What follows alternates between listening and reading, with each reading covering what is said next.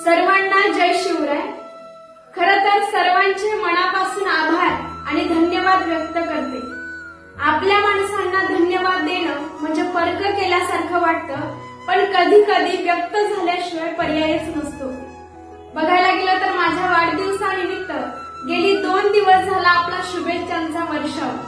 खरं तर माझ्यासाठी वाढदिवस नव्हताच, होतं ते मुळे आपल्या सर्वांचं प्रेम, आशीर्वाद आणि स्नेह। तो एक भावनांचा सोहळा होता। बघायला गेलं तर या स्पर्धेच्या युगात, धावपळीच्या जगात माणसाला वेळ नाही, तरी आपण वेळातला वेळ काढून मला शुभेच्छा दिल्या, त्या सर्व शुभेच्छांचा मी मनापासून स्वीकार करते। गेल्या वर्षभरात माझ्याकडून काही चुकलं असेल किंवा कोणाचं मन दुखावलं असेल तर आपण मला माफ करसाल अशी आशा बाळगते।